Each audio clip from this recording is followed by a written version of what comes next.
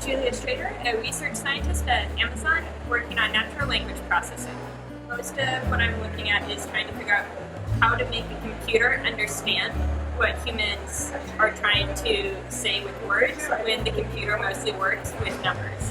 When I was younger, I was really not good with writing and spelling, and with that, my parents really encouraged my continued interest in particularly the science, but also math, and let me go to Florida to see a space shuttle launch, and then I got really into astronomy and physics, and when there was a solar eclipse in 1999, I actually got to go with my mom to France to see it, and while I was there, there's a professor named Don McCarthy who worked at the University of Arizona, and he introduced me to the entire concept of actually working on telescopes, doing data processing before I got to a PhD program. My idea was I was never going to do actual research until I was older, but I was a kid, and he explained I could actually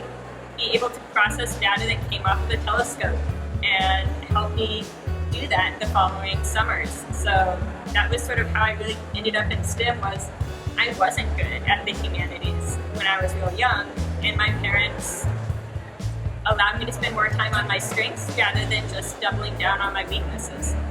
Meeting that professor actually was through a bus that my mom had booked so that we could get out of Paris and get into the countryside to actually see the eclipse. He was very outgoing. He had a lot of investment in getting young children particularly interested in the sciences, so he directly asked me one or two questions, and then since I had been spending all this time with adults who mostly didn't speak English, I was just thrilled to have someone interested in talking to me and in a language I could speak.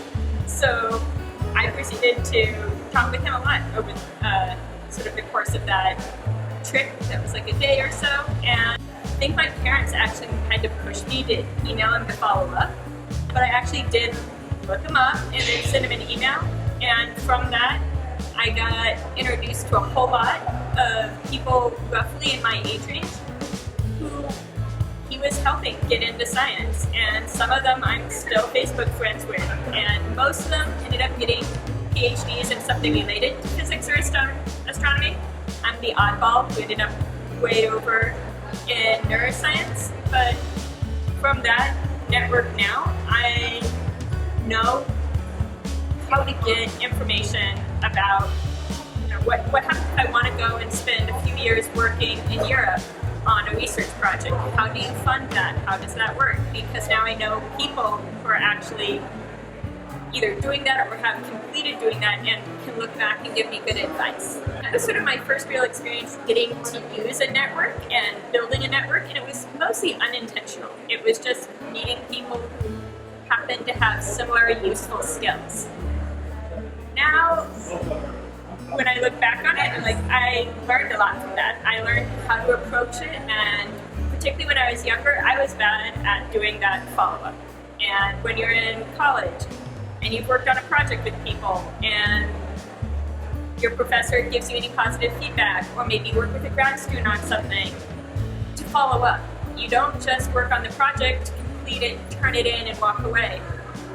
Send a message a few months later about something that reminded you of the project or something, and just keep that dialogue going, and it becomes really valuable. And just taking those opportunities when you meet someone to keep following up and to keep that a contact that it's not weird for you to contact again. And that's how I ended up getting my first job out of grad school, was talking with someone who I'd been backpacking with a few years before, had kept up the communication lightly, mentioned I was finishing grad school, and they offered me a job. And a lot of the time it's just all those little connections that you just keep and maintain. And if some of them you're doing purely because you know it's a useful networking connection, to remember that it's still people, and still to always connect with people as people, even if you need to set yourself a reminder on your computer to email or text this person once every 4 months, you can do that just as long as you are clear with yourself about what you're doing and why. When I was younger, I decided that I didn't want to be an astronomer because I wanted to be up there and really able to see the stars and a little bit less actually about the science behind it.